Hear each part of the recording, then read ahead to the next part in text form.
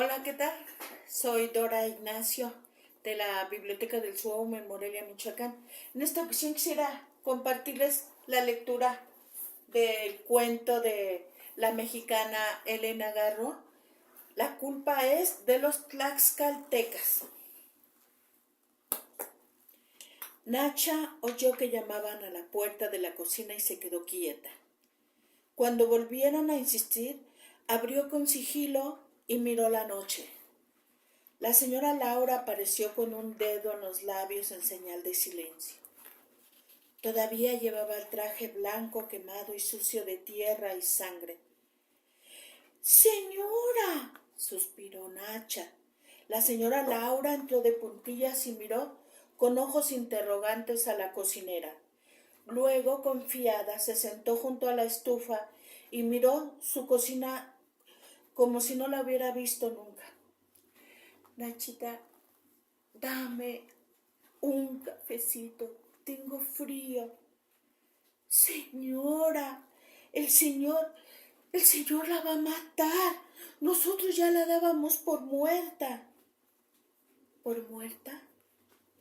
Laura miró con asombro los mosaicos blancos de la cocina. Subió las piernas sobre la silla. Se abrazó las rodillas y se quedó pensativa. Nacha puso a hervir el agua para hacer el café y miró de reojo a su patrona. No se le ocurrió ni una palabra más. La señora recargó la cabeza sobre las rodillas. Parecía muy triste. ¿Sabes, Nacha? La culpa es de los tlaxcaltecas. Nacha no contestó. Prefirió mirar el agua que no hervía. Afuera la noche desdibujaba las rosas del jardín y ensombrecía a las higueras. Muy atrás de las ramas brillaban las ventanas iluminadas de las casas vecinas. La cocina estaba separada del mundo por un muro invisible de tristeza, por un compás de espera. ¿No estás de acuerdo, Nacha? Sí, señora. Yo soy como ellos, traidora, dijo Laura con melancolía. La cocinera se cruzó de brazos en espera de que el agua soltara sus hervores. ¿Y tú, Nachita? ¿Eres traidora? La miró con esperanzas.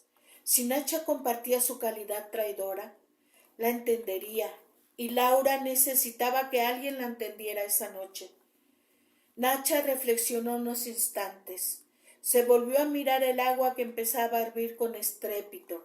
La sirvió sobre el café y el aroma caliente la hizo sentirse a gusto cerca de su patrona. Sí, yo también soy traicionera, señora Laurita. Contenta, sirvió el café en una tacita blanca. Le puso 2 cuadritos de azúcar y lo colocó en la mesa frente a la señora. Esta, ensimismada, dio unos sorbitos. ¿Sabes, Nachita? Ahora sé por qué tuvimos tantos accidentes en el famoso viaje a Guanajuato.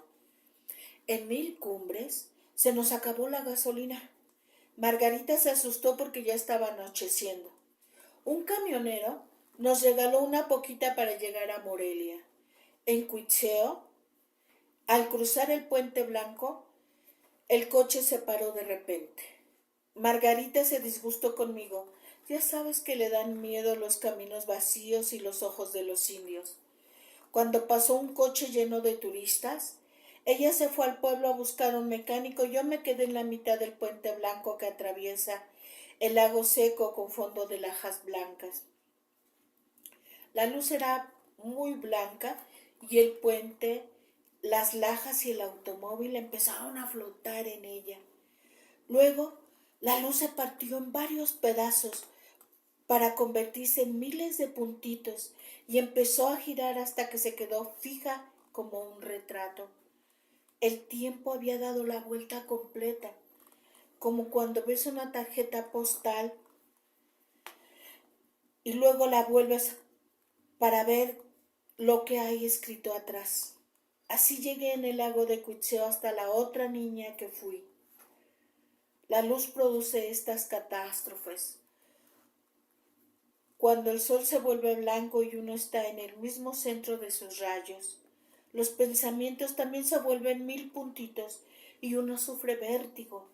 Yo en ese momento miré el tejido de mi vestido blanco y en ese instante oí sus pasos. No me asombré. Levanté los ojos y la vi venir. En ese instante también recordé la magnitud de mi traición. Tuve miedo y quise huir, pero el tiempo se cerró alrededor de mí. Se volvió único y perecedero, y no pude moverme del asiento del automóvil. Alguna vez te encontrarás frente a tus acciones convertidas en piedra, irrevocables como esa, me dijeron de niña al enseñarme la imagen de un Dios que ahora no recuerdo cuál era. Todo se olvida, ¿verdad, Nachita? Pero se olvida solo por un tiempo. En aquel entonces también las palabras me parecieron de piedra, solo que de una piedra fluida y cristalina. La piedra se solidificaba al terminar cada palabra, para quedar escrita para siempre en el tiempo. ¿No eran así las palabras de tus mayores? Nacha reflexionó unos instantes, luego asintió convencida. Así eran, señora Laurita.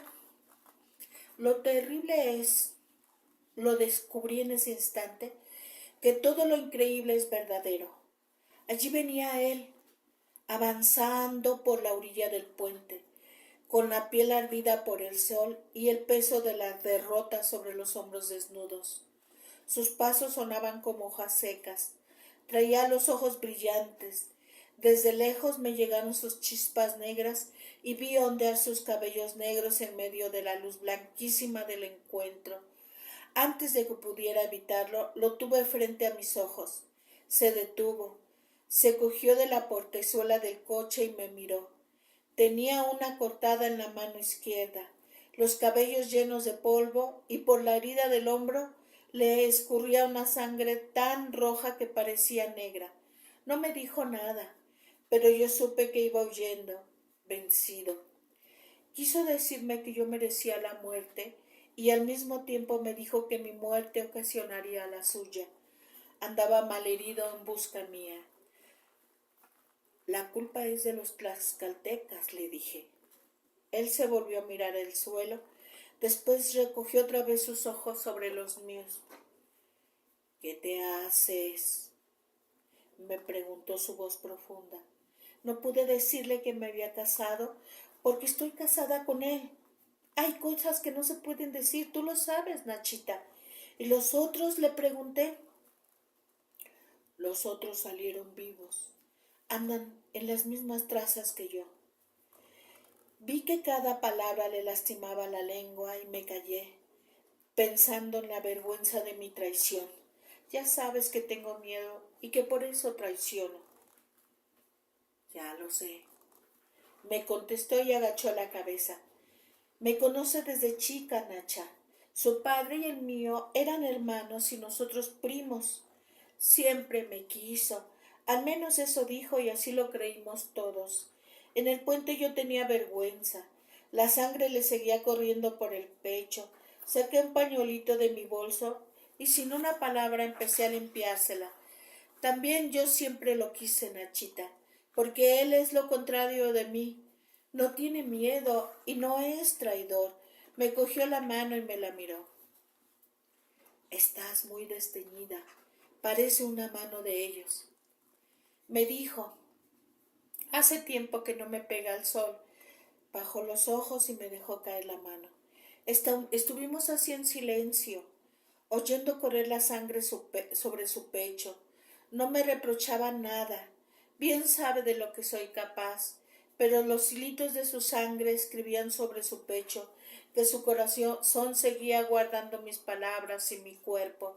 Allí supe, Nachita, que el tiempo y el amor son uno solo. ¿Y mi casa?, le pregunté. Vamos a verla. Me agarró con su mano caliente como agarraba a su escudo y me di cuenta de que no lo llevaba. Lo perdió en la huida, me dije, y me dejé llevar. Sus pasos sonaban en la luz de Cuitzeo, iguales que en la otra luz, sordos y apacibles. Caminamos por la ciudad que ardía en las orillas del agua. Cerré los ojos. Ya te dije, Nacha, que soy cobarde. O tal vez el humo y el polvo me sacaron lágrimas. Me senté en una piedra y me tapé la cara con las manos. Yo no camino, le dije. Ya llegamos, me contestó. Se puso en cuclillas junto a mí y con la punta de todos los dedos acarició mi vestido blanco. Si no quieres ver cómo quedó, no lo veas, me dijo quedito. Su pelo negro me hacía sombra. No estaba enojado, nada más estaba triste. Antes nunca me hubiera atrevido a besarlo, pero ahora he aprendido a no tenerle respeto al hombre y me abracé a su cuello y lo besé en la boca. Siempre has estado en la alcoba más preciosa de mi pecho, me dijo. Agachó la cabeza y miró la tierra llena de piedras secas. Con una de ellas dibujó dos rayitas paralelas que prolongó hasta que se juntaron y se hicieron una sola. Somos tú y yo, me dijo sin levantar la vista. Yo, Nachita, me quedé sin palabras. Ya falta poco para que se acabe el tiempo y seamos uno solo. Por eso te andaba buscando. Se me había olvidado, Nacha, que cuando se gasta el tiempo, los dos hemos de quedarnos el uno en el otro, para entrar en el tiempo verdadero, convertidos en uno solo. Cuando me dijo eso lo miré a los ojos. Antes solo me atrevía a mirárselos cuando me tomaba, pero ahora, como ya te dije, he aprendido a no respetar los ojos del hombre. También es cierto que no quería ver lo que sucedía a mi alrededor. Soy muy cobarde. Recordé los alaridos y volví a oírlos, estridentes, llameantes en mitad de la mañana. También oí los golpes de las piedras y las vi pasar zumbando sobre mi cabeza. Él se puso de rodillas frente a mí y cruzó los brazos sobre mi cabeza para hacerme un tejadito. Este es el final del hombre, dije. Así es, contestó con su voz encima de la mía, y me vi en sus ojos y en su cuerpo. ¿Sería un venado el que me llevaba hasta su ladera? ¿O una estrella que me lanzaba a escribir señales en el cielo? Su voz escribió signos de sangre en mi pecho, y mi vestido blanco quedó rayado con un tigre rojo y blanco. A la noche vuelvo, espérame. Suspiró, agarró su escudo y me miró desde muy arriba. Nos falta poco para ser uno solo, agregó con su misma cortesía. Cuando se fue, volví a oír los gritos del combate y salí corriendo en medio de la lluvia de piedras y me perdí hasta el coche parado en el puente de Cuitzeo. ¿Qué te pasa? ¿Estás herida?, me gritó Margarita cuando llegó asustada. Tocaba la sangre de mi vestido blanco y señalaba la sangre que tenía en los labios y la tierra que se había metido en mis cabellos. Desde otro coche, el mecánico de Cuitzeo me miraba con sus ojos muertos. Esos indios salvajes. No se puede dejar sola a una señora, dijo al saltar de su automóvil dizque para venirme a auxiliar. Al anochecer llegamos a la Ciudad de México. ¿Cómo había cambiado, Nachita? Casi no pude creerlo. A las 12 del día todavía estaban los guerreros y ahora ya ni huella de su paso. Tampoco quedaban escombros. Pasamos por el zócalo silencioso y triste de la otra plaza. No quedaba nada. Margarita me miraba de reojo al llegar a la casa. Nos abriste tú, ¿te acuerdas? Nacha asintió con la cabeza. Era muy cierto que hacía apenas 2 meses escasos que la señora Laurita y su suegra habían ido a pasear a Guanajuato. La noche en que volvieron, Josefina, la recamarera, y ella, Nacha, notaron la sangre en el vestido y los ojos ausentes de la señora. Pero Margarita, la señora grande, les hizo señas de que se callaran. Parecía muy preocupada. Muy tarde Josefina le contó que en la mesa el señor se le quedó mirando malhumorado y su mujer le dijo: ¿por qué no te cambiaste? Te gusta recordar lo malo. La señora Margarita, su mamá, ya le había contado lo sucedido y le hizo una seña como diciéndole: cállate, tenle lástima. La señora Laurita no contestó.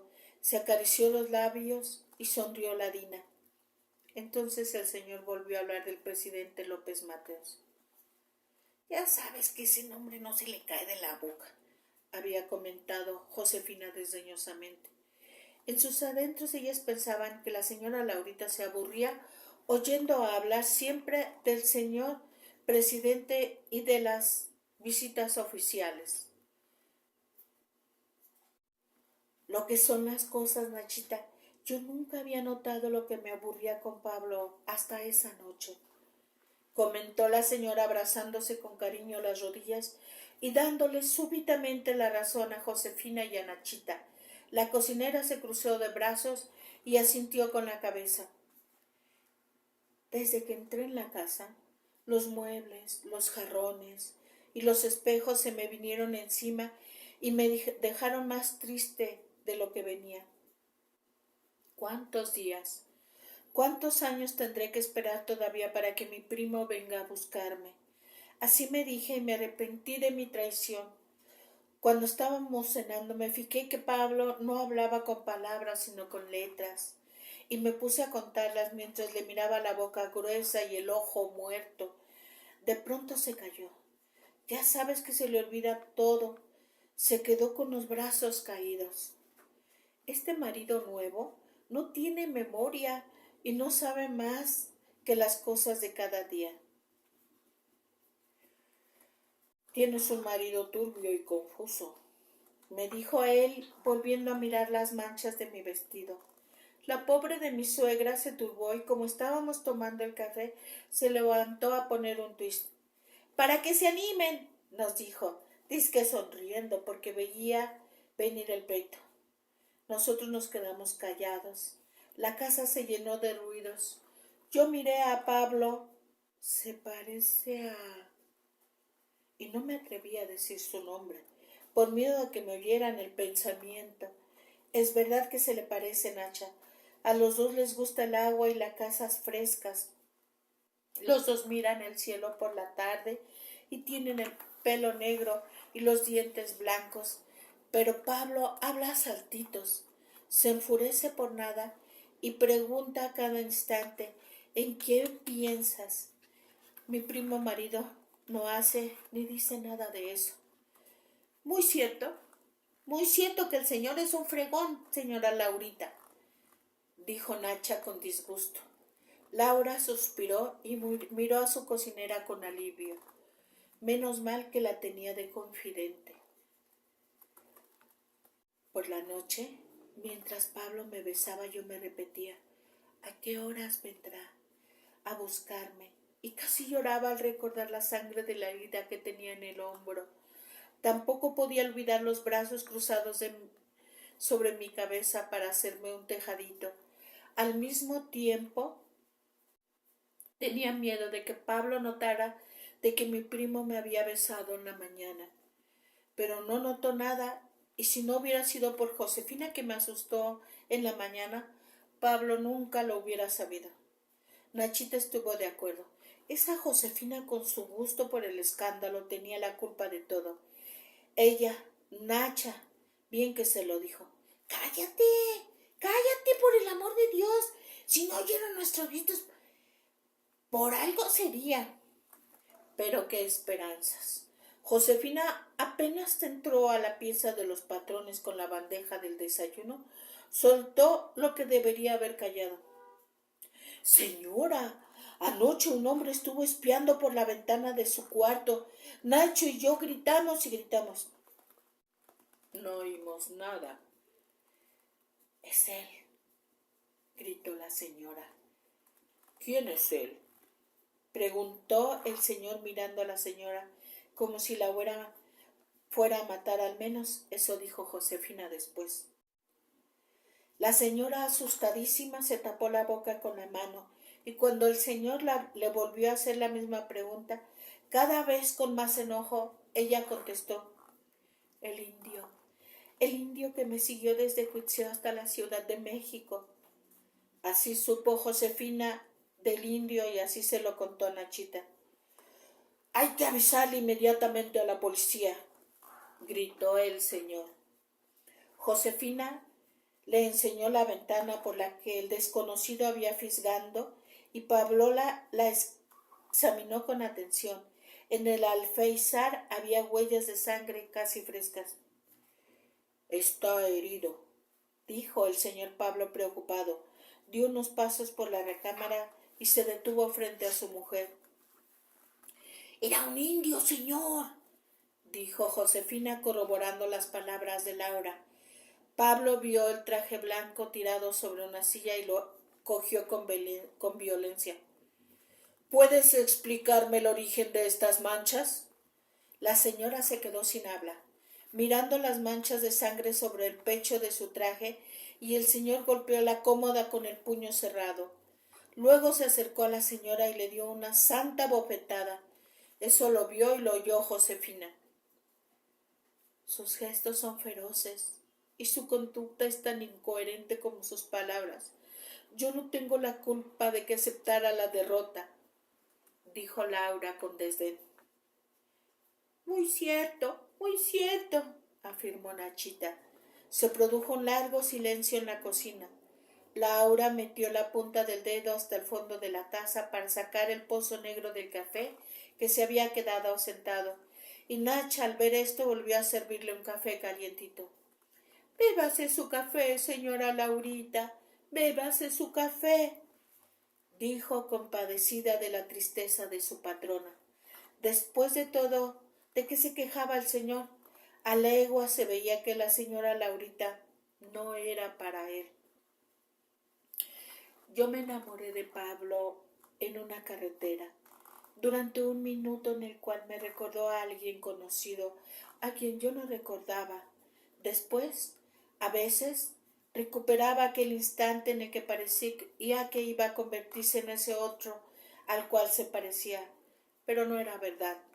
Inmediatamente volvía a ser absurdo, sin memoria, y solo repetía los gestos de todos los hombres de la Ciudad de México. ¿Cómo querías que no me diera cuenta del engaño? Cuando se enoja me prohíbe salir. A ti te consta cuántas veces me arma pleitos en los cines y en los restaurantes. Tú lo sabes, Nachita. En cambio, mi primo marido nunca, pero nunca se enoja con su mujer. Nacha sabía que era cierto lo que ahora le decía la señora. Por eso, aquella mañana en que Josefina entró a la cocina espantada gritando: ¡Despierta a la señora Margarita, que el señor está golpeando a la señora! Ella, Nacha, corrió al cuarto de la señora grande. La presencia de su madre calmó al señor Pablo.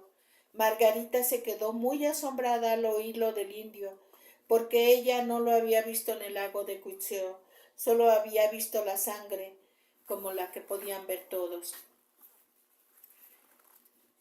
Tal vez en el lago tuviste una insolación, Laura, y te salió sangre por las narices. Fíjate, hijo, llevábamos el coche descubierto, dijo casi sin saber qué decir. La señora Laura se tendió, bajó en la cama y se encerró en sus pensamientos, mientras su marido y su suegra discutían. ¿Sabes, Nachita, lo que yo estaba pensando esa mañana? ¿Y si me vio anoche cuando Pablo me besaba? Y tenía ganas de llorar. En ese momento me acordé de que cuando un hombre y una mujer se aman y no tienen hijos, están condenados a convertirse en uno solo. Así me lo decía mi otro padre, cuando yo le llevaba el agua y él miraba la puerta detrás de la que dormíamos mi primo marido y yo. Todo lo que mi otro padre me había dicho ahora se estaba diciendo verdad. Desde la almohada oí las palabras de Pablo y de Margarita, y no eran sino tonterías. Lo voy a buscar, me dije. ¿Pero a dónde? ¿A dónde? Más tarde, cuando tú volviste a mi cuarto a preguntarme qué hacíamos de comida, me vino un pensamiento a la cabeza. Al café de Tacuba.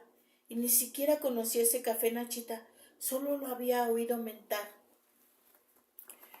Nacha recordó a la señora como si la viera ahora, poniéndose su vestido blanco manchado de sangre, el mismo que traía en ese momento en la cocina. Por Dios, Laura, no te pongas ese vestido, le dijo su suegra, pero ella no hizo caso. Para esconder las manchas se puso un suéter blanco encima, se lo abotonó hasta el cuello y se fue a la calle sin decir adiós. Después vino lo peor. No lo peor, no. Lo peor iba a venir ahora en la cocina. Sí, la señora Margarita se llegaba a despertar. En el café de Tacuba no había nadie. Es muy triste su lugar, Nachita. Se me acercó el camarero. ¿Qué le sirvo? Yo no quería nada, pero tuve que pedir algo. Una cocada. Mi primo y yo comíamos cocos de chiquitos. En el café un reloj marcaba el tiempo. En todas las ciudades hay relojes que marcan el tiempo. Se debe estar gastando a pasitos. Cuando ya no quede sino una capa transparente, llegará él, y las dos rayas dibujadas se volverán una sola, y yo habitaré la alcoba más preciosa de su pecho. Así me decía mientras comía la cocada. ¿Qué horas son?, le pregunté al camarero. Las 12, señorita. A la 1 llega Pablo, me dije. Si le digo a un taxi que me lleve por el periférico, puedo esperar todavía un rato, pero no esperé y me salí a la calle. El sol estaba plateado. El pensamiento se me hizo un polvo brillante y no hubo presente, pasado ni futuro. En la acera estaba mi primo. Se me puso delante. Tenía los ojos tristes. Me miró largo rato. ¿Qué te haces?, me preguntó con su voz profunda. Te estaba esperando. Se quedó quieto como las panteras. Le vi el pelo negro y la herida roja en el hombro. ¿No tenías miedo de estar aquí solita? Las piedras y los gritos volvieron a asombrar alrededor nuestro, y yo sentí que algo ardía a mis espaldas. No mires, me dijo. Puso una rodilla en tierra y con los dedos apagó mi vestido aunque empezaba a arder. Le vi los ojos muy afligidos. Sácame de aquí, le grité con todas mis fuerzas, porque me acordé de que estaba frente a la casa de mi papá, que la casa estaba ardiendo y que atrás de mí estaban mis padres y mis hermanitos muertos. Todo lo veía retratado en sus ojos. Mientras él estaba con la rodilla hincada en tierra apagando mi vestido, me dejé caer sobre él, que me recibió en sus brazos, con sus manos calientes me tapó los ojos. Este es el final del hombre, le dije con los ojos en sus manos. Este es el final del hombre. No lo veas. Me guardó contra su corazón. Yo lo oí sonar como rueda el trueno sobre las montañas. ¿Cuánto faltaría para que el tiempo se acabara y yo pudiera oírlo siempre? Mis lágrimas refrescaron su mano que ardía en el incendio de la ciudad. Los alaridos y las piedras nos acercaban, pero yo estaba a salvo bajo su pecho. Duerme conmigo, me dijo en voz muy baja. ¿Me viste anoche?, le pregunté. Te vi. Nos dormimos en la luz de la mañana, en el calor del incendio. Cuando recordamos, se levantó y agarró su escudo.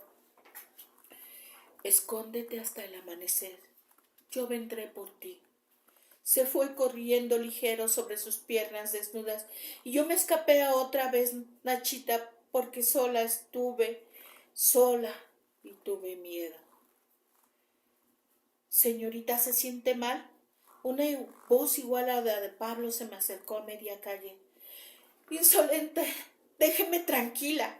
Tomé un taxi que me trajo a la casa por el periférico y llegué.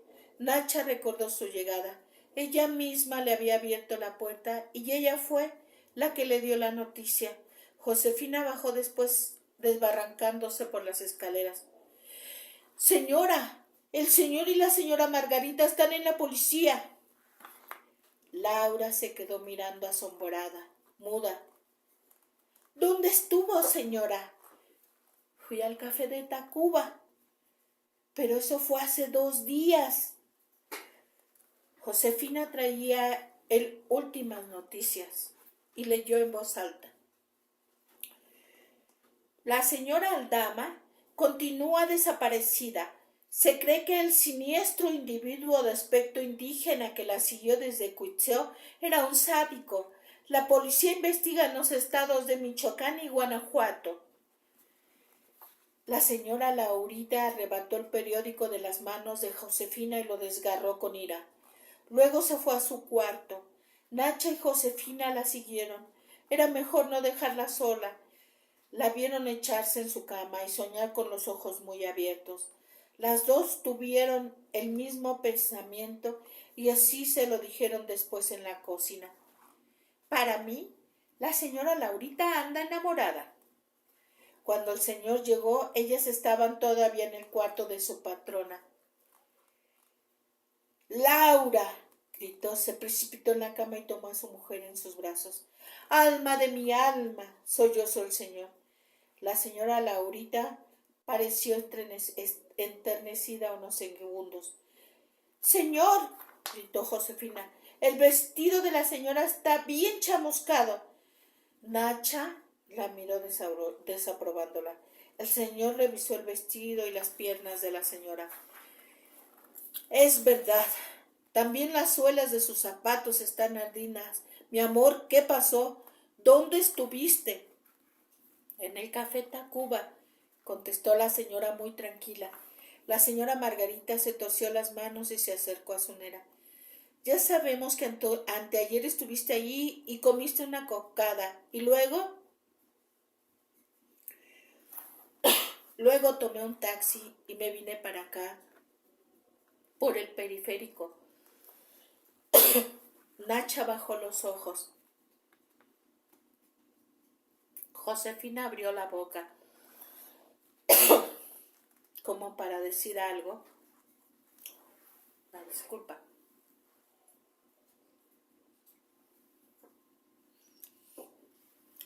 Y la señora Margarita se mordió los labios. Pablo, en cambio, agarró a su mujer por los hombros y la sacudió con fuerza. Déjate de hacer la idiota. ¿En dónde estuviste 2 días? ¿Por qué traes el vestido quemado? ¿Quemado? Sí, él lo apagó. Dejó escapar la señora Laura. ¿Él? ¿El indio asqueroso? Pablo la volvió a zarandear con ira. Me lo encontré a la salida del Café Tacuba. Sollozó la señora muerta de miedo. Nunca pensé que fueras tan baja, dijo el señor, y la aventó sobre la cama. Dinos quién es, preguntó la suegra, suavizando la voz. ¿Verdad, Nachita, que no podía decirles que era mi marido? Preguntó Laura, pidiendo la aprobación de la cocinera. Nacha aplaudió la discreción de su patrona y recordó aquel mediodía. Ella estaba penada por la situación de su ama y había opinado: tal vez el indio de Cuitzeo es un brujo. Pero la señora Margarita se había vuelto a ella con ojos fulgurantes para contestarle casi a gritos: ¡un brujo! ¡Dirás un asesino! Después, en muchos días no dejaron salir a la señora Laurita. El señor ordenó que se vigilaran las puertas y ventanas de la casa. Ellas, las sirvientas, entraban continuamente al cuarto de la señora para echarle un vistazo. Nacha se negó siempre a exteriorizar su opinión sobre el caso o a decir las anomalías que sorprendía, pero ¿quién podía callar a Josefina? Señor, al amanecer el indio estaba otra vez junto a la ventana, anunció al llevar la bandeja con el desayuno. El señor se precipitó a la ventana y encontró otra vez la huella de sangre fresca. La señora se puso a llorar. Pobrecito, pobrecito, dijo entre sollozos.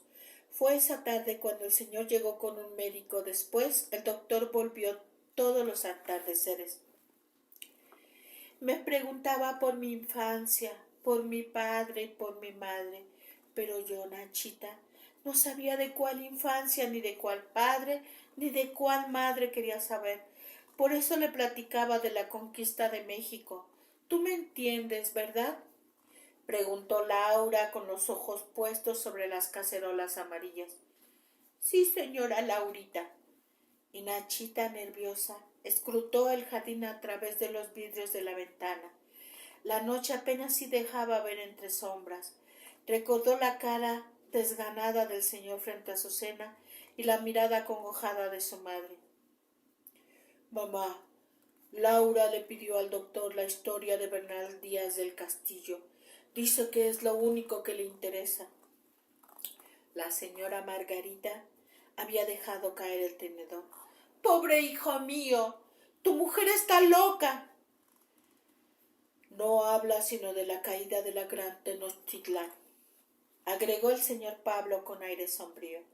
2 días después, el médico, la señora Margarita y el señor Pablo decidieron que la depresión de Laura aumentaba con el encierro. Debía tomar contacto con el mundo y enfrentarse con sus responsabilidades. Desde ese día, el señor mandaba el automóvil para que su mujer saliera a dar paseitos por el bosque de Chapultepec. La señora salía acompañada de su suegra y del chofer. Él tenía órdenes de vigilarlas estrechamente. Solo que el aire de los eucaliptos no la mejoraba, pues apenas volvía a la casa, la señora Laurita se encerraba en su cuarto para leer La conquista de México de Bernal Díaz del Castillo. Una mañana la señora Margarita regresó del bosque de Chapultepec sola y desamparada. ¡Se escapó la loca!, gritó con voz estentórea al entrar en la casa. Fíjate, Nachita, me senté en la misma banquita de siempre y me dije, no me lo perdona. Un hombre puede perdonar 1, 2, 3, 4 traiciones, pero la traición permanente no. Ese pensamiento me dejó muy triste. Hacía calor y Margarita se compró un helado de vainilla. Yo no quise. Entonces ella se metió al automóvil a comerlo. Me fijé que estaba tan aburrida de mí como yo de ella. A mí me gusta que me vigilen. No me gusta que me vigilen y traté de ver otras cosas para no verla comiendo su barquillo y mirándome. Vi el heno gris que colgaba de los ahuehuetes y no sé por qué la mañana se volvió tan triste como esos árboles. Ellos y yo hemos visto las mismas catástrofes, me dije. Por la calzada vacía se paseaban las horas solas, como las horas estaba yo, sola en una calzada vacía. Mi marido había contemplado por la ventana mi traición permanente y me había abandonado en esa calzada, hecha de cosas que no existían.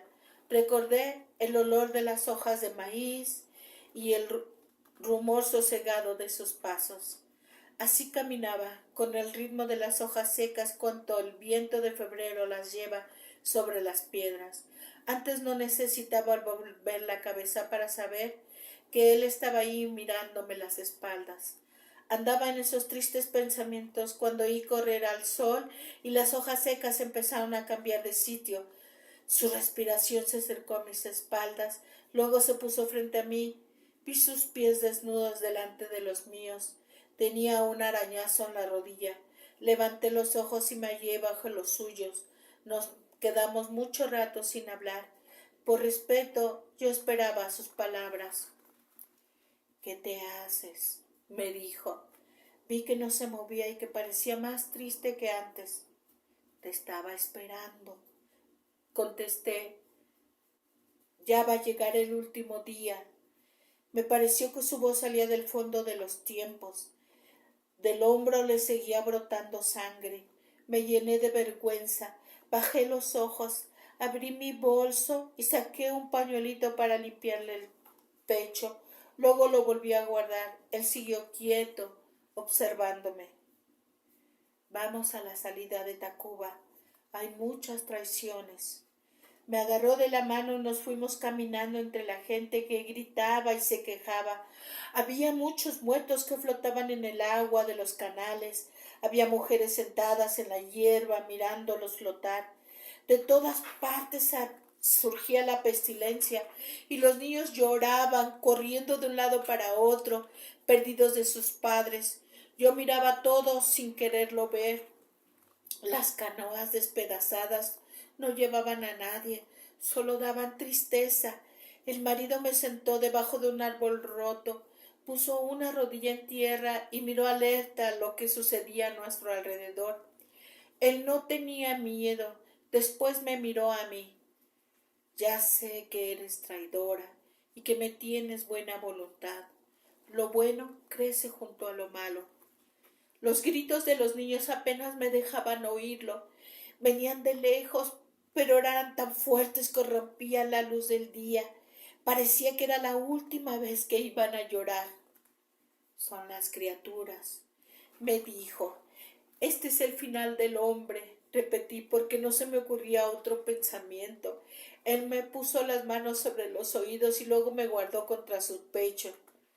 Traidora te conocí y así te quise. Naciste sin suerte, le dije. Me abracé a él. Mi primo marido cerró los ojos para no dejar correr las lágrimas. Nos acostamos sobre las ramas del pirul y hasta ahí nos llegaron los gritos de los guerreros, las piedras y los llantos de los niños. El tiempo se está acabando, suspiró mi marido. Por una grieta se escapaban las mujeres que no querían morir junto con la flecha. Las filas de hombres caían una después de la otra, en cadena, como si estuvieran cogidos de la mano y el mismo golpe los derribara a todos.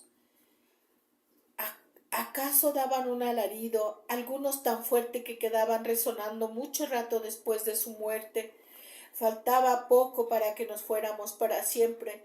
En uno solo, cuando mi primo se levantó, me juntó ramas y me hizo una cuevita. Aquí me esperas.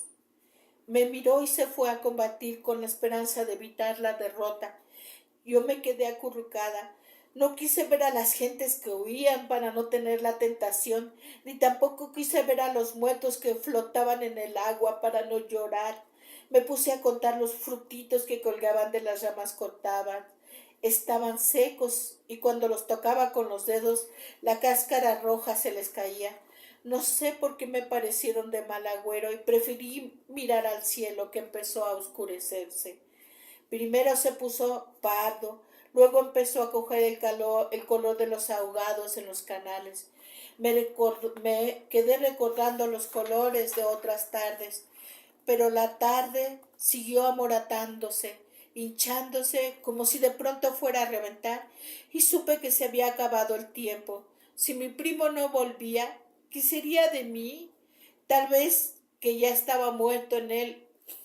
No me importó su suerte y me salí de allí a toda carrera, perseguida por el miedo. Cuando llegué y me busqué, no tuve tiempo de acabar mi pensamiento porque me hallé en el anochecer de México. Margarita ya se debe haber acabado su helado de vainilla y Pablo debe de estar muy enojado. Un taxi me trajo por el periférico y ¿sabes, Nachita? Los periféricos eran los canales infestados de cadáveres. Por eso llegué tan triste. Ahora, Nachita, no le cuentes al señor que me pasé la tarde con mi marido. Nachita se acomodó los brazos sobre la falda lila. El señor Pablo hace ya 10 días que se fue a Acapulco. Se quedó muy flaco con las semanas que duró la investigación, explicó Nachita satisfecha. Laura la miró sin sorpresa y suspiró con alivio. La que está arriba es la señora Margarita, agregó Nacha, volviendo los ojos hacia el techo de la cocina. Laura se abrazó las rodillas y miró por los cristales de la ventana a las rosas borradas por las sombras nocturnas y a las ventanas vecinas que empezaban a apagarse. Nachita se sirvió sal sobre el dorso de la mano y la comió golosa. —¡Cuánto coyote! Anda muy alborotada la coyotada —dijo con la voz llena de sal. Laura se quedó escuchando unos instantes. —Malditos animales, los hubieras visto y oído toda la tarde —dijo—, con tal de que no estorben el paso del Señor o que le equivoquen el camino —comentó Nachita con miedo. Si nunca les temió, ¿por qué habría de temerles esta noche? Preguntó Laura molesta. Nacha se aproximó a su patrona para estrechar la intimidad súbita que se había establecido entre ellas. «Son más canijos que los tlaxcaltecas», le dijo en voz baja. Las dos mujeres se quedaron quietas. Nacha, devorando poco a poco otro puñito de sal. Laura, escuchando preocupada los aullidos de los coyotes que llenaban la noche. Fue Nacha la que lo vio llegar y le abrió la puerta. «Señora, señora, ya llegó por usted», le susurró en una voz tan baja que solo Laura pudo oírla. Después, cuando Laura se había ido para siempre con él, Nachita limpió la sangre de la ventana y espantó a los coyotes que entraron en su siglo que acababa de gastarse en ese instante. Nacha miró con ojos viejísimos para ver si todo estaba en orden. Lavó la taza de café, tiró al bote de la basura las colillas manchadas de rojo de labios, guardó la cafetera en la alacena y apagó la luz. «Yo digo que la señora Laurita no era de este tiempo, ni era para el señor», dijo en la mañana cuando le llevó el desayuno a la señora Margarita. «Yo no me hallo en casa de los Aldama, voy a buscarme otro destino», le confió a Josefina, y en un descuido de la recamarera, Nacha se fue hasta sin cobrar su sueldo. Muchas gracias por su atención. Saludos desde la Biblioteca del SUEM, Morelia, Michoacán, México.